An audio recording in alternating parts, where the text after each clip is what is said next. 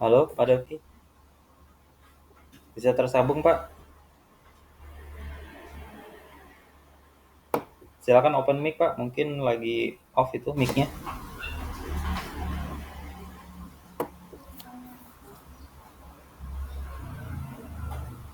Halo, halo. Oke. Ya, Pak Dovi ada yang ditunggu atau Pak Dovi aja yang join hari ini? Eh, tunggu teman saya lagi satu ya. Bentar ya, saya suruh dia Oh, masuk ya. oh iya iya iya. Oke, sambil menunggu.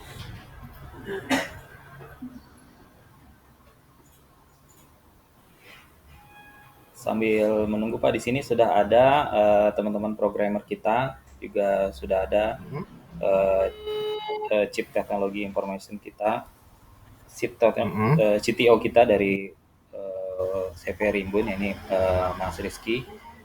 Dan yang Oke. lainnya adalah Dan masuk programmer sudah. kita. Masuk sudah. Ya, lanjut Mas.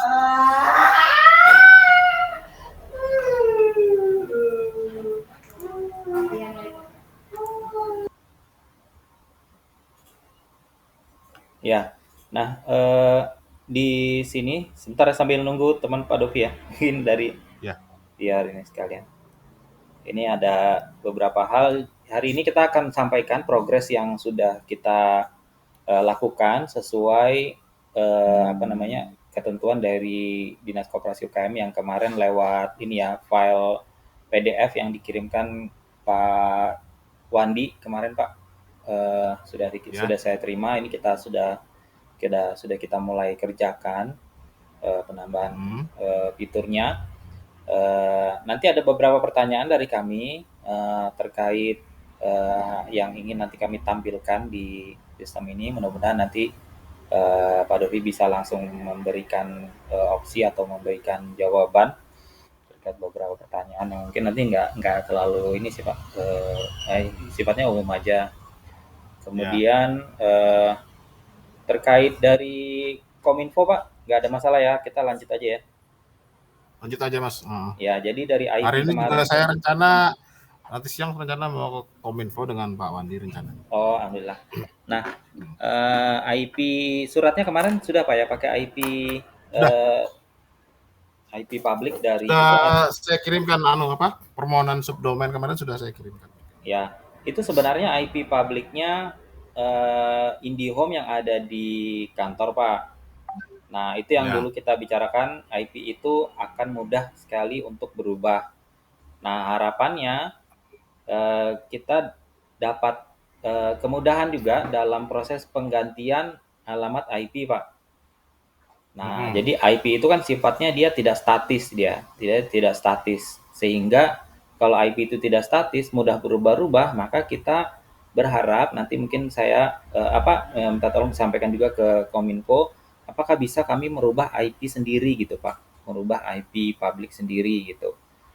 Nah, Hmm. nah IP publik yang kemarin Pak Dovi kirimkan itu yang dimasukkan di Ya. surat itu tidak statis Pak, sehingga kalau ada Ya. yang kemarin ya misalnya modemnya mati lampu atau dari IndiHome-nya merubah sendiri, nah itu kita perlu Mhm. berkoordinasi dengan Kominfo. Nah, untuk Ya. mempermudah koordinasi ini, kira-kira kita bisa nggak nyeting sendiri IP-nya gitu Pak. Nah, itu supaya Iya, nggak iya, iya. merepotkan mereka kan, supaya nggak mereka Ya. merepotkan. Ini kan kita sementara ini pakai IP, itu kan apa kita pakai jalur IndiHome nih gitu. Nah, kan jalur Ya. IndiHome itu IP-nya nggak. Nah, mungkin seperti itu Pak.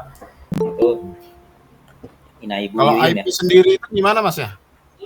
Nah, itu pertama harus berlangganan dengan penyedia jasa internet yang memang memberikan fasilitas IP public status, Pak. Nah, Mhm. IP public status itu tidak IndiHome ini bukan bukan apa namanya salah satu penyedia yang memberikan IP status, Pak, dia, Pak. Jadi yang Oh kalau gitu. produknya Telkom yang menyediakan IP status itu Astinet setahu saya, Astinet. Astinet Nah, ya? Oh ya iya, iya, iya. Astinet itu dia cukup mahal sih karena memang diperuntukkan untuk korporasi, untuk Mhm, instansi yang mhm. membutuhkan IP public status salah satunya. Tapi ada juga pihak Oh gitu. yang bukan perusahaan BUMN, itu perusahaan swasta. Kalau Telkom kan BUMN. Nah, kalau swasta ada juga sih Pak, ada juga yang juga menyediakan jasa layanan internet yang mendapatkan IP statis gitu. Nah, itu Mas, ada juga. Mas, Iya. kalau yang terjadi begitu, saya rasa akan sulit sih Kominfo untuk ngasih akses buat pergantian IP. Mm-mm. Ada beberapa metode yang bisa kita terapkan. Satu, yang tadi skema yang tadi Mas Rian sampaikan. Mm-mm. Jadi kita request-nya itu mungkin akun server di Kominfo aja Mas untuk landing page. Mm-mm. Nah, jadi dari landing page itu nanti join DDNS-nya yang ke server. Jadi server kita udah pakai DDNS itu yang paling aman sih. Oh, Metode gitu ya. Berarti metode kedua mm-mm. metode kedua itu adalah IP yang dikirim ke Kominfo, IP server kita aja Mas. IP fisiknya aja, physical IP servernya. IP statis yang server kita yang kedua, klien. Ah, nanti dari situ, jadi domain yang terdaftar dengan IP statis klien kita, itu kan kelempar dulu nanti server kita Mm-mm. untuk pointingnya kan. Nah, cuma nanti dari server kita pointing ulang kepada server yang dinamis itu. Itu metode kedua. Jadi kita benar-benar nggak ganggu lagi Kominfo sih untuk pergantian dan sebagainya. Oh, gitu ya. Oke, saya ulangin. Untuk opsi pertama, kita minta selain minta subdomain, kita minta hosting berarti ya untuk nanam landing page kita di situ ya, Pak ya. Betul, itu aman. Hmm. Nah, itu opsi yang mungkin kalau tadi Pak Dovi kita kan minta akses untuk mempermudah ganti IP sendiri. Nah, Ya. itu sepertinya kalau menurut Rizky, CTO kita, itu sulit buat Kominfo-nya karena harus ngasih akses ke server mereka yang memungkinkan kita mengganti IP subdomain OPD lain akhirnya Hmm. karena itu satu akun itu mungkin bisa ngelihat semua subdomain dan bisa mengganti IP yang lain kalau kita minta akses sendiri untuk ganti IP. Tapi mungkin Hmm. yang lebih mudah buat Kominfo-nya dan lebih safety juga, kita selain minta subdomain, kita minta layanan hosting. Layanan Nah, hosting ya. ya Iya, iya. layanan hosting ini sebenarnya agak apa ya? Mungkin perlu dipertanyakan karena terakhir kita ke Kominfo ya Pak Dovi ya, mereka itu nggak ada space buat eh, meletakkan aplikasi di ini mereka server mereka ya Pak Dovi ya. Hmm. Iya, iya, Nah, iya. itu tapi itu Ki, jadi di Kominfo itu dengan server mereka itu tidak ada space untuk OPD menanam aplikasi atau menitip aplikasi di server mereka gitu, baik itu dalam bentuk hosting maupun VPS misalnya seperti itu. Nah itu, tapi ini mungkin ditanyakan lagi aja Pak Dovi, bisa nggak kami dapat eh, hosting aja untuk menitipkan landing page kita di situ. Nanti data kita tetap langsung ke server kita aja Server gitu. kita gitu ya. Ya, tetap ke server kita datanya, cuman kita nitip landing page aja di Hmm. situ untuk ngarahin. Ya Ya, Mas, atau opsi ketiga tadi aja, jadi IP-nya diganti IP server kita aja dulu. Saya rasa itu lebih lebih nggak ganggu bikin cPanel, apa nggak bikin bikin hosting yang yang ada kemungkinan tidak tidak bisa, diarahkan ke server kita dulu aja. server utama web maksudnya Ki. Server utama atau server klien boleh. Oh ya sudah, nanti Itu kami. tujuannya untuk memanage DNS-nya Mas. Jadi nanti kan ketika masuk ke server kita punya DNS manajemen. Hmm, DNS manajemen inilah yang akan kita atur kelola sendiri. ya Pak Dovi kita juga Kalau dia Kominfo bisa ngasih DNS manajemen yang tadi Mas Rian minta, ya udah opsi 2 3 ini nggak usah kita pakai, opsi pertama aja. Tapi DNS manajemen itu sih yang penting oke siap. untuk subdomain tersebut. Ya Pak Dovi, jadi kalau nanti kita akan kirim jadi gini, ini kan surat sudah keluar Ki, kemarin saya kasih IP itu IP IndiHome di kantor. Nah, karena suratnya udah rilis, mungkin nanti kita akan berkoordinasi ulang dengan Kominfo untuk memberikan IP kita yang baru, IP server utama web atau server cloud-nya Rimbun, Pak Dovi. Jadi server Rimbun juga Oh punya gitu. cloud server. Kami nanti kasihkan IP server kami di utama web di nanti server IP itu kita akan arahkan ke kita akan forward lagi ke server nanti ke server lokal kita di Dinas Dinas. Koperasi ya, Dinas Koperasi UKM. Iya. Gitu aja, Pak. Nah, jadi suratnya yang penting masuk dulu, disetujuin dulu, dapat IP-nya, nanti kita berkoordinasi ulang aja Pak Dovi untuk penyesuaian di di berikutnya ketika sudah berjalan. Ya, jadi kan Mas rencanakan hari ini mau ke Kominfo menanyakan juga perihal surat yang saya kirimkan kemarin kan. Oh iya. Tentang subdomain itu. Nah, apabila mereka kalau dari mereka sendiri waktu kita datang pertama kali kan kalau untuk subdomain tidak ada masalah ya? Iya, tidak ada masalah kalau subdomainnya aja. Nah, tapi kan ini juga sekalian saya mau menanyakan tentang asesmen aplikasi. Nah, ini syarat-syaratnya. Makanya nanti kami mau ke sana sekalian membicarakan tentang asesmen aplikasi ini. Kemudian nanti yang Mas sampaikan tadi saya sampaikan juga apa permintaannya dari Rimbun kan? Iya. Untuk kegiatan ini seperti apa nanti saya sampaikan juga, apakah mereka bisa melaksanakannya atau tidak, nanti saya infokan lagi ke Mas Rian gitu. Siapa?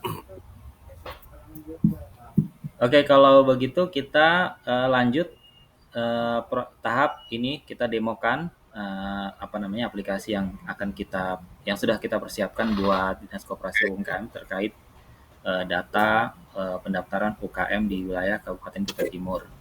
Jadi pertama Pak, nanti akan ada landing page. Landing page ini halaman pendek saja, singkat, yang menampilkan menampilkan pedoman singkat, ada juga menampilkan dua tombol. Yang pertama ada tombol masuk aplikasi, yang kedua ada daftar UKM. Jadi di bagian atas ada home, tata cara, dan kontak di tombol di atas itu. Nah, tata cara nanti kita akan siapkan secara singkat. Pertama, langkah-langkah yang dibutuhkan atau persiapan yang dibutuhkan UKM dalam mendaftarkan usahanya. Nah, ini ada 3 icon. Nih, mereka harus mempersiapkan data pemilik usaha, kemudian data usaha atau produk, kemudian nanti ada proses validasi data. Oh iya, oke. Nah, kemudian jika ada pertanyaan, di situ ada tombol hubungi kami. Nah, ini kita mau linkkan ke nomor WA, Pak. Nomor WA, sehingga mereka bisa klik langsung direct ke WA. Ini kalau dibuka di HP, nanti dia langsung membuka WA, Pak, mestinya. Nah, itu nanti kami minta nomor. Yang pertama nanti kami minta nomor WA-nya yang nanti jadi kontak untuk informasi. Kemudian di bagian bawah itu ada alamat, Pak. Nanti kita minta juga alamat kantor sama nomor telepon yang bisa dihubungin, bisa dihubungin untuk instansi di Dinas Koperasi UKM Kutai Timur, Pak. Alamatnya di mana, nomor berapa mungkin. Kemudian kalau ada email juga boleh nanti dikirimkan ke kita, nanti biar masyarakat itu mudah untuk mendapatkan informasi secara lengkap gitu, Pak ya. Nah, kalau untuk email ini Mas,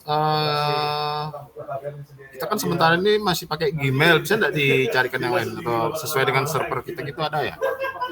Oh, kita harus berkoordinasi juga ke Kominfo itu, Pak. Kalau untuk Kominfo email, lagi ya? Iya, Kominfo itu minta ini jadinya, minta mail server ya, mail server ya. Harusnya ada kebijakan mungkin Mas Pak, pengajuan akun email ke Kominfo mungkin ada sudah prosedur. Jadi langsung bersub ke Kutim terkait email.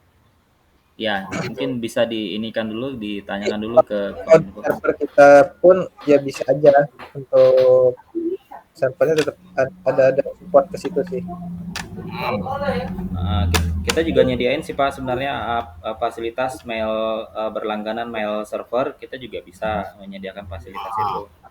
Nah, tinggal berarti alamatnya bisa dari Kominfo ya Ki ya. Alamatnya dari Kominfo tapi mail servernya di kita ya Ki ya. Saya rasa di Kominfo itu ada ini sih Mas, biasanya kalau secara default ya itu email server ngikut pemerintah kan sih harus. Oh iya iya iya. Iya, iya. Mail servernya juga dari sana Pak. Dinas koperasi @kutim misalnya Kabupaten Kutim. Iya iya iya. Nanti lihat ini sih saya konsultasi dulu ke Kominfo sih itu. Kalau server terpisah kita perlu ini juga sih Mbak apa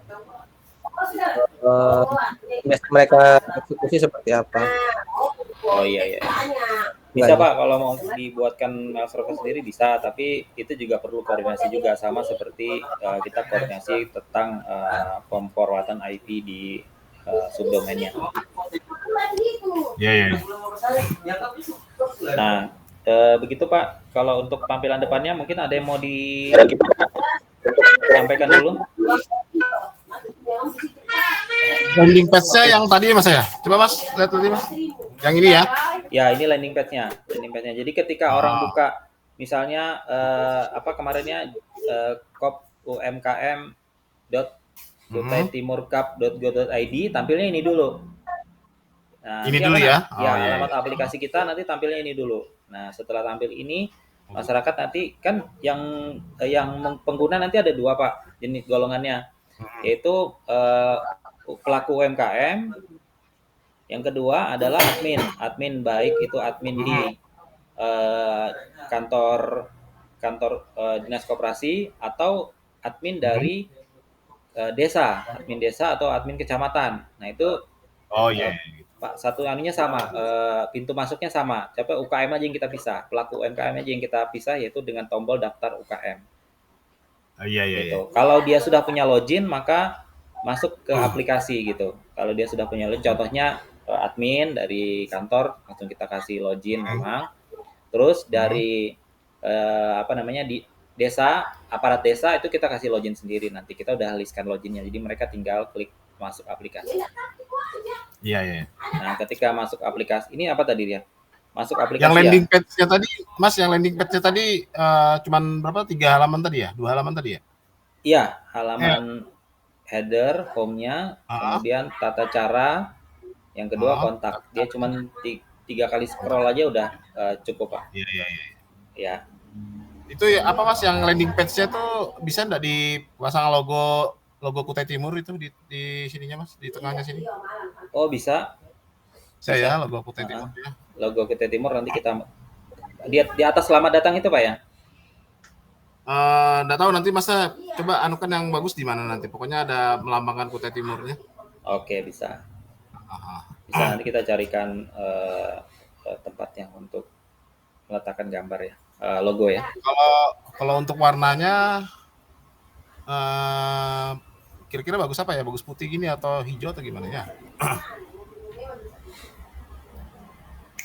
Kita sih kalau dari desain kita ini memang yang ini yang paling soft Pak. Maksudnya kita coba. Paling soft ya? Ya.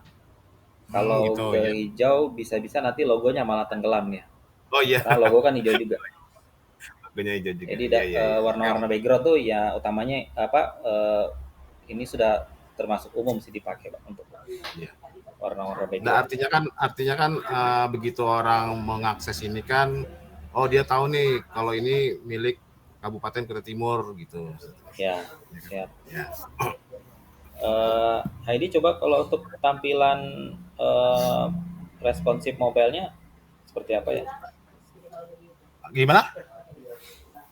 Ini Pak, tampilan di HP-nya. Nah, ini kalau tampilan di HP. Oh iya, tampilan di HP ya. Oh iya. Tampilan di HP kita sudah bikin responsif juga. Harapannya mereka kan nanti dapat link dari misalnya disebarkan lewat WA linknya. Nah, nanti dia klik link itu langsung bukanya Google Chrome atau browser yang ada di smartphone mereka masing-masing. Oke. Nah, gitu larinya ke browser. Nah, tampilannya pun seperti ini nanti. Iya. Tampilan mobile ya? Iya, tampilan mobile-nya. Oke, kembali ke ini. Ya, lanjut Mas. Ya, cuman mereka disarankan sebenarnya menggunakan laptop kalau dan komputer, karena nanti kan ada form yang cukup banyak itu. Oke, kita lanjut ke kita coba dulu apa ini? Daftar UKM dulu ya. Nah, ini misalnya ya, daftar UKM dulu. Tadi saya ada lihat tampilan yang nomor bisa ditambahkan nomor telepon ya, karena kan kalau nomor telepon kantor kan tidak terhubung langsung ke kita nih. Apakah bisa ditambahkan nomor kontak lagi gitu? Bisa Bu, nanti ada nomor WA, kami minta nomor WA, ketika dia klik hubungi kami itu larinya ke WA nanti dia. Oh gitu ya. Iya. Kalau misalnya ada satu nomor yang dipakai untuk nanti khusus untuk WA-nya itu khusus ya, khusus untuk dinas. Nah itu bisa nanti Bu nomornya dikirimkan ke kita. Jadi gini Pak, maaf mau tanya lagi. Ini kan nanti kan pasti dari dari pendaftar ini kan dia menyantumkan nomor teleponnya. Ya. Apakah di aplikasi ini nanti memfasilitasi untuk ini juga kalau misalnya kita mau menghubungi itu, jadi misalnya kita ada membuat pesan siaran gitu ya Mas ya. Biasanya kalau di WA itu kan ada pesan siaran gitu ya. Apakah dia bisa langsung ke link ke nomor telepon semua para pelaku UMKM yang ada di database ini? Nah, untuk fasilitas itu kita harus bekerja sama atau kita harus menggunakan layanan WA server, Bu. Oh gitu ya? Iya, artinya di luar dari server ini ya? Iya, di luar dari server ini jadinya. Ada layanan WA server dia namanya, layanan WA server. Kemudian nomor-nomornya kita ambil dari data kita. Nah, itu baru bisa kita nge-broadcast gitu, broadcast massal. Bisa menjelaskan ke saya. Baik, silakan dilanjut. Iya. Oke, ini kita coba ke daftar UKM. Jadi ini seolah-olah sebagai pelaku usaha. Nah, sebelum dia mengisikan data, ada data umum dulu atau data pemilik usaha dulu. Provinsi dan kabupaten kota ini tidak bisa diganti karena memang kita hanya memperuntukkan untuk warga UMKM yang ada di Kabupaten Kutai Timur. Nah, tapi dia wajib memilih kecamatan. Nah, misalnya dia pilih kecamatan. Nah, kemudian dia ngisi kelengkapan seluruh kelengkapannya. Nah, seluruh kelengkapannya ada desa, ada namanya, kemudian ada nomor KTP-nya, ada nomor HP atau WhatsApp-nya, ada alamatnya, ada nomor WA-nya, ada password, dan ada konfirmasi password. Jadi harus 2 kali mengisikan password. Untuk untuk desa, nanti kita akan buatkan dia bisa langsung otomatis menyesuaikan dengan kecamatannya. Jadi contohnya dia pilih kecamatan Bengalon, otomatis desanya itu desa seputar yang ada di Bengalon saja nanti. Bu, ini masih ada yang belum kami buatkan di sini untuk filter atau pemilihan desanya itu mengikut dari kecamatannya nanti. Kemudian NPWP, kalau kita mengisikan NPWP itu dia angkanya itu mengikut format NPWP. Nah, coba isikan angkanya 111 aja semua bisa. Oh, itu belum ada ya ID-nya, belum seperti kemarin ya. Dia harus ngetik titik sendiri ya. Ya, untuk sementara masih input manual. Nanti nextnya buat kembali validasi untuk ini format NPWP-nya. Ya, NPWP juga nanti kalau dia belum punya NPWP itu bisa diisikan 0 aja semua, angka 0.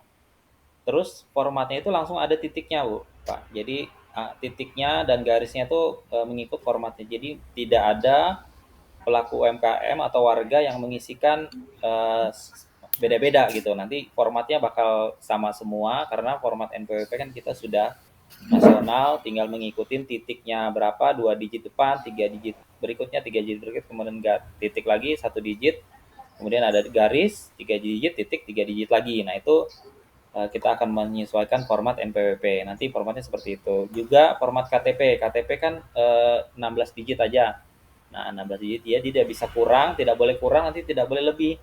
Jadi kalau warga mengisikan NPWP-nya belum 16 digit, maka aplikasi tidak akan menyimpan. Ini memudahkan bagian verifikasi nanti memfilter data atau mencari memvalidasi data sehingga datanya itu dari awal sudah kita sesuaikan dengan format-format yang sudah berlaku seperti itu. Izin tanya Pak, kalau untuk yang tidak punya NPWP tadi saya belum mendengar. Kalau misalnya yang tidak ada NPWP, apakah itu bisa opsional atau harus ada NPWP-nya? Kalau dia tidak punya NPWP, nanti kita kasih instruksi untuk isikan angka 0 aja semua. Tetap harus diisi, tapi dia isikan angka 0 semua. Baik Pak. Ya, format dia isikan 0 jika Anda tidak punya NPWP. Mungkin nanti kita buat penjelasan seperti itu. Nomor WhatsApp juga kita nanti batasin, kita validasi juga harus digitnya juga harus di antara 11, 12 atau 13 ya, tidak boleh kurang dan tidak boleh lebih. Untuk email juga kita harus ada @ dan .-nya. Jadi kalau emailnya dia tidak sesuai dengan format email pada umumnya, nggak ada .id, nggak ada .com, nggak ada @-nya, itu juga akan tertolak. Supaya nanti kita mudah untuk karena dari awal kita sudah kasih arahan para pemilik usaha itu untuk mengisi data dengan benar. Kemudian password dan konfirmasi password ini nanti kita bebaskan mau berapa digit, mau mengandung angka atau huruf besar atau kecil itu tidak masalah karena kita mau membebaskan mereka yang menggunakan. Yang penting password dan konfirmasi password itu harus sama. Kalau tidak sama nanti aplikasi juga akan memberitahu bahwa dia tidak sesuai dengan passwordnya dan konfirmasi passwordnya. Mungkin sampai di sini Pak Doki dan Bu Yuyun ada yang mau ditanyakan lagi di halaman. Nah, ini dia ketika dia klik selanjutnya form ini sudah sesuai dulu baru dia bisa klik selanjutnya. Nanti ketika dia klik selanjutnya nanti ada notifikasi bahwa ada yang kurang atau ada yang salah, itu juga kita bisa beritahu lagi.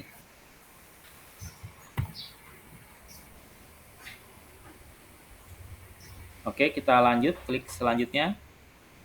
Ini kita masih flow-nya dulu ya Pak Dovi sama Bu Yun. Jadi kita belum ada lakukan penyimpanan di data. Ini masih sifatnya hanya menyesuaikan flow-nya nanti. Jadi kalau ada dari flow ini ada yang kurang, kita lengkapin dulu, baru kita masuk ke validasi datanya. Jadi datanya kita sesuaikan supaya kita supaya tidak kita kembali lagi gitu Pak tahapnya. Jadi kita nggak dua kali kerja di satu layar gitu, karena dari front end-nya atau istilahnya antar mukanya udah Pak Dovi dan Bu Yun setujuin dulu, baru kita masuk ke tahap sinkron dengan database-nya. Nah di sini nama usaha atau nama produk mereka bisa mengisikan bebas. Kemudian kelembagaan ini nanti kita siapkan drop-down-nya bisa CV, PT atau perorangan atau firma, nanti sesuai dengan jenis-jenis kelembagaan yang ada di kita. Kemudian waktu mulai usaha ini kita formatkan hari, bulan, dan tahun. Nomor handphone atau WhatsApp ini boleh tadi mengikut nomor yang di depan atau dia punya nomor sendiri, misalnya nomor adminnya atau nomor petugasnya, itu boleh dibedakan dengan nomor yang depan tadi. Kecamatan dan kelurahan ini untuk biasanya pelaku usaha itu memiliki lokasi usaha yang berbeda dengan lokasi tempat tinggalnya. Nah, itu juga kita fasilitasi di sini sebagai data usaha atau data produknya. Sama seperti di depan tadi, ketika mereka pilih kecamatan, maka otomatis kelurahannya atau desanya nanti menyesuaikan dengan kecamatan yang dipilih. Alamat mereka bebas mengisi. Kemudian di situ ada di bawah ada nomor izin usaha, NIB atau SKU, itu juga harus ini tidak wajib Pak ya, karena belum tentu semua memiliki izin usaha ya, NIB, SKU. Nanti kita juga bisa cek mana yang sudah mengisikan, mana yang belum mengisikan izin-izin usaha. Nah, sampai di sini Pak Dopi. Ya, Bu Yun. Kalau yang untuk nama usaha atau produk, apakah bisa ditambah personal? Nah, itu maksudnya dimunculkan biasanya. Nah, yaitu Pak, maksudnya dimunculkan yang di sampingnya apa namanya? Takutnya karena ini kan untuk mikro ya. Kalau misalnya ditampilkan contoh PT itu nanti takutnya para pelaku itu apa namanya yang harus berbadan hukum gitu. Oh, jadi contohnya di situ komennya nanti anu aja Bu ya, misalnya apa ya, misalnya warung bakso gitu ya? Atau apa namanya? Ini sebetulnya bagus Pak, PT Maju Jaya. Atau bisa di garis miring perseorangan gitu. Oh, gitu. Iya, iya, iya. Jadi artinya data ini bisa untuk yang berbadan hukum atau yang perseorangan gitu. Oke, kami catat dulu ya. Baik. Terus yang untuk surat izin usaha bagi yang tidak memiliki, apakah ada keterangan untuk apa namanya pengisiannya bagaimana? Takutnya kalau kosong nanti tidak bisa di-skip. Atau memang kalau kosong bisa di-skip gitu? Ini kami buat surat izin usahanya, kalau kosong bisa di-skip. Oh, baik. Bisa klik selanjutnya dia. Baik. Tidak wajib diisi. Karena yang wajib diisi ada bintang-bintangnya itu biasanya. Oh, baik. Ya. Silakan lanjut, Pak. Ya. Oke, kita lanjut ya. Klik selanjutnya. Nah, kemudian di sini ada pengisian jumlah karyawan tetap. Itu coba kita klik arahkan ke jumlah laki-laki. Nah, itu dia ada panah atas ke bawah. Itu nanti dia hanya menerima inputan berupa angka. Nah, dia tidak menerima inputan berupa huruf atau simbol. Tapi dia hanya 0. Awalnya dia 0. Nanti Heidi minta tolong nanti dibuatkan defaultnya dia 0. Iya. Baik. Ya, ini ada karyawan tetap laki-laki dan jumlah karyawan tetap perempuan itu juga defaultnya 0.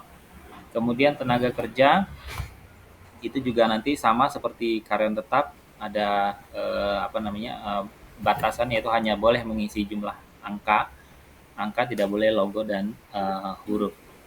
Kemudian itu ada produksi, ada kapasitas produksi. Misalnya dia ketik per hari, per bulan, per tahun. Kemudian dia pilih satuan. Nah, dia bisa satuan pieces, dus, lusin, kodi, kilo. Nanti kita akan siapkan nanti berbagai jenis satuannya.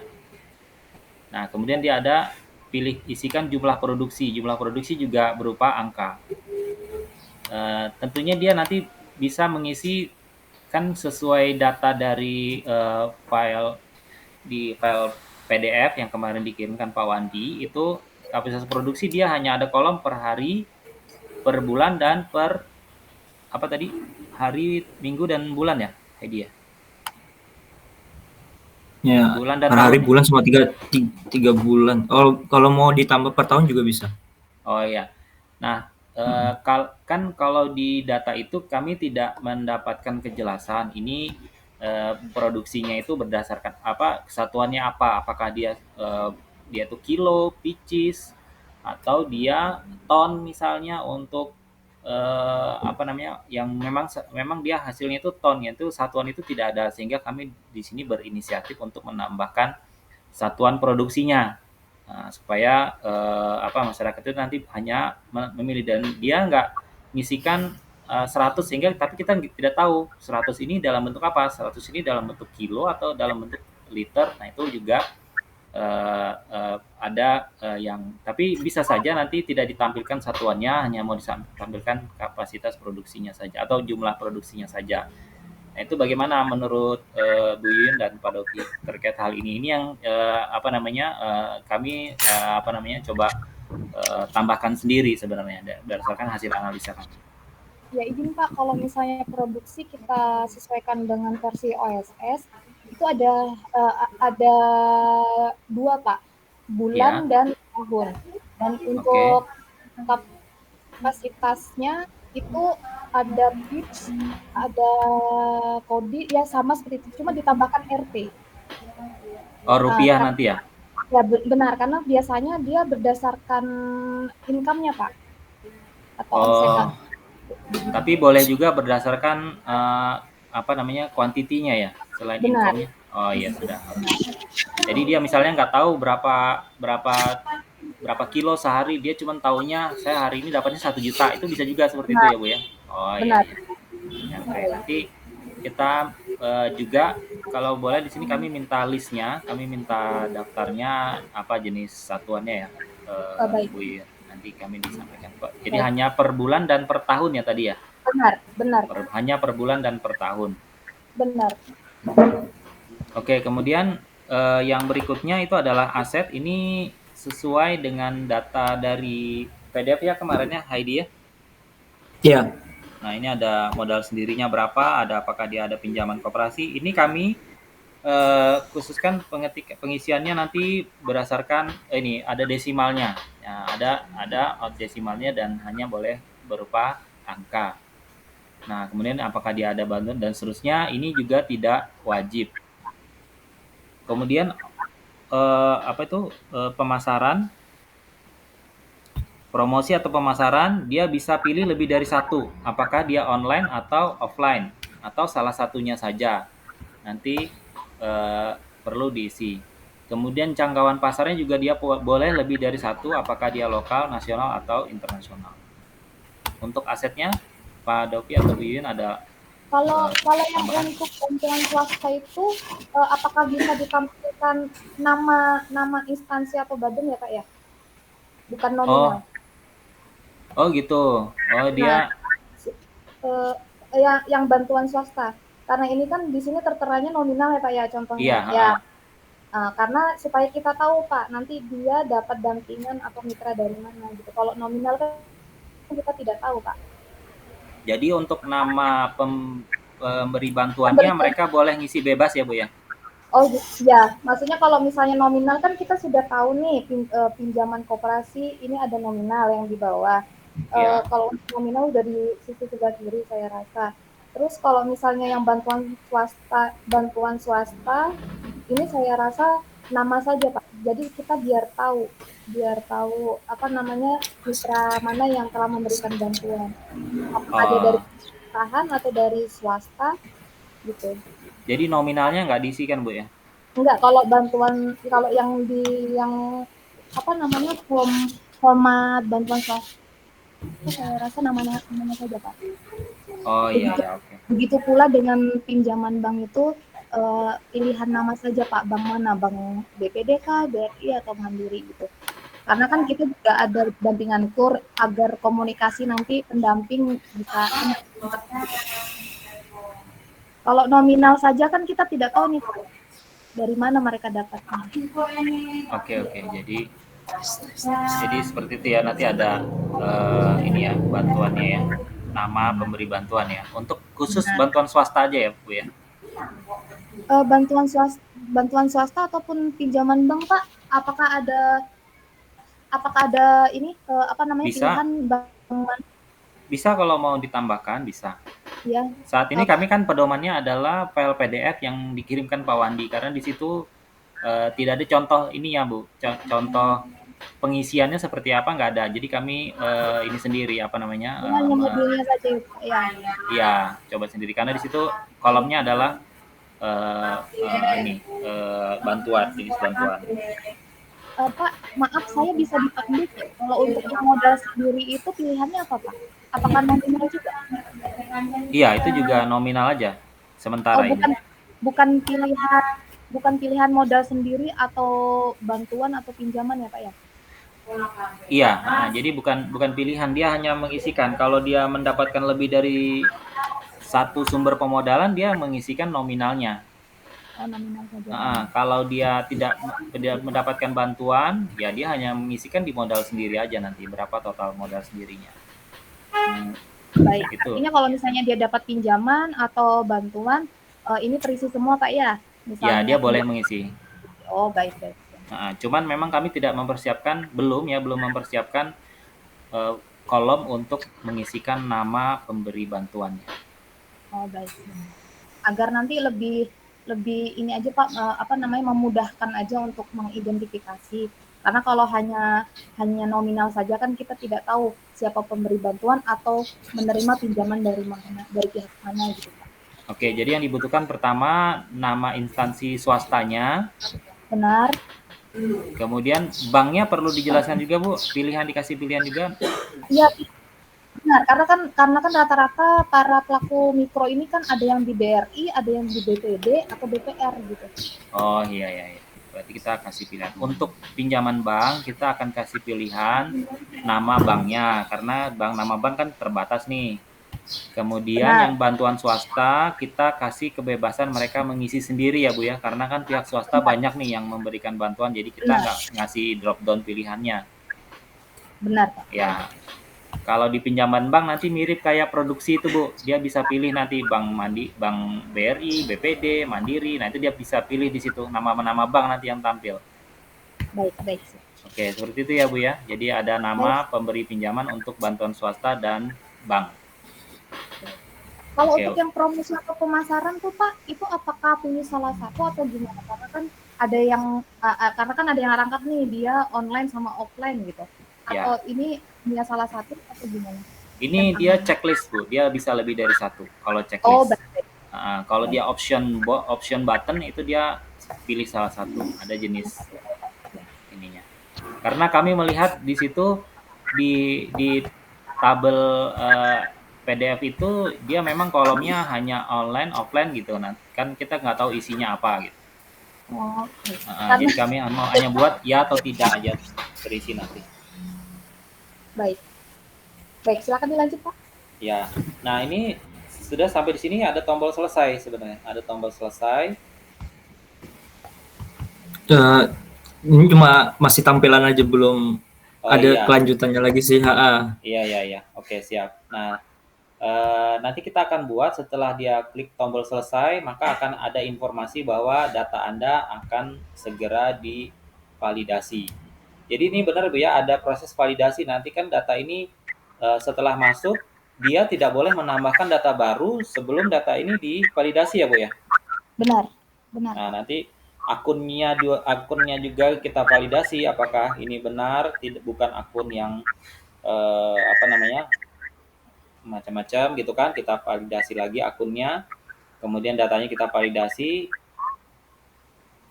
Nanti mungkin dia akan dapat notifikasi lewat email atau lewat WA nanti apakah datanya sudah disetujui atau belum, begitu ya Bu ya? Baik. Nah, ini yang sudah kami persiapkan karena tadi kami sudah catat apa aja yang menjadi perubahan. Ketika sudah fix ini, kita akan nanti laporkan lagi progresnya ketika ada perubahan atau ketika ada update-nya dari kita. Baik. Ya, ada lagi Pak Dovi. Ini sama cara pengisiannya nanti. Oh ya, kita kembali Heidi, kita yang pengisian lewat admin ya, itu udah ada belum? Ya, dia bentuknya masih sama sih. Oh iya, nanti ketika kita login, nah ini kan sudah dapat loginnya. Bentuknya nanti seperti ini. Ada tampilan. Ya. Ini sementara belum ada datanya karena belum terhubung ke database. Nanti ini di bagian adminnya kita akan tunjukkan lagi nanti Bu Yuyun dan Pak Dopi nanti setelah progres di bagian penginputan data UKM-nya sudah selesai. Ya, karena kan utamanya adalah pelaku UMKM menginput sendiri, kemudian yang kedua nanti bisa dibantu oleh aparat desa atau ada proses verifikasi. Nanti bagaimana proses verifikasi di login admin, itu seperti apa nanti kita akan tunjukkan juga. Sementara ini belum kita buatkan. Kalau yang untuk ekspor ini untuk ini ya Pak ya, kalau bisa kita alihkan ke Excel gitu maksudnya? Iya, kita download datanya berupa Excel. Jadi untuk untuk modul reportnya belum ada Pak ya? Kami nanti menyesuaikan dengan yang PDF yang dari Pak Wandi mungkin Bu. Oh baik, siap. Ya, sementara dari situ nanti kalau misalnya dibutuhkan jenis laporan lain atau cara filternya nanti bisa kita akomodir nanti kemudian seperti apa. Baik.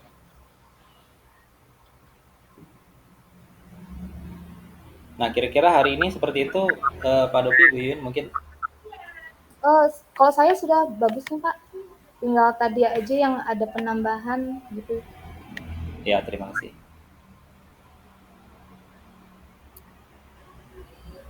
Pak Dovi mungkin ada yang mau disampaikan dulu sebelum kita tutup. Pak Dovi kebetulan lagi ada panggilan ini Pak. Oh iya. Jadi hanya saya yang ini Pak. Oh iya siap. Kalau begitu kami terima kasih banyak waktunya Bu Yuyun. Siap, makasih banyak Pak ya.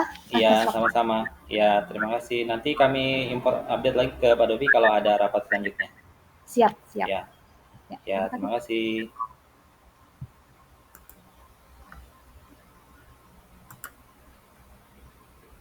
Oke teman-teman, itu tadi proses UAT singkat kita. Ya, jadi Kak Heidi, kita bisa belajar dari Kak Heidi. Kak Heidi ini mempersiapkan aplikasi itu di bagian front end-nya dulu. Dia memastikan bahwa yang di bagian depan antar muka antara sistem dengan pengguna itu sudah disetujuin dulu, sehingga kita nggak banyak merombak aplikasi ketika ada perubahan di tampilan antar mukanya. Tadi dilihat bahwa ada permintaan-permintaan, nah itu juga memang sudah kita persiapkan bahwa mereka pasti butuh memberikan informasi ke kita, ya kan, respon feedbacknya atau tanggapan baliknya seperti apa. Nah ini juga jadi triknya Kak Heidi dalam proses pembuatan aplikasi. Jadi kita verifikasi, setujuin dulu, kita minta persetujuan dulu, bener nggak sudah cara inputnya seperti ini, ada typo nggak, ada typo. Nah itu sorry Kak Heidi, itu nanti bukan nama panjang ya, kita bikin aja nama lengkap di situ. Oh iya, nama lengkap. Oh iya. Nah itu jadi langkah-langkah ini patut dicontoh sama teman-teman nanti kalau misalnya berhadapan dengan klien. Jadi kita bikinkan dulu, ya ini bisa dibilang mock up juga, bisa dibilang mock up. Jadi kita bikinnya prototype sih. Ya prototype ya Heidi ya. Jadi lebih ke prototype. Yeah. Jadi dia tetap bisa diklik, bisa diisi, tapi tidak menyimpan ke database kan, ke Heidi ya. Jadi ini benar-benar tampilan antar mukanya mana yang disesuaikan. Oh ini sorry, kalau ini di responsifnya kayak apa ya? Tadi lupa nunjukin. Iya sih, aku belum ya. Belum tahu. Nanti tolong ya di kita cek nanti. Nah ini kalau karena nanti ada kemungkinan UMKM ini menggunakan HP, pasti dia ngisi menggunakan HP. Nah ini kita juga harus persiapkan. Ini lupa tadi mungkin kalau di responsifnya seperti apa. Iya, juga sih. Nah untuk teman-teman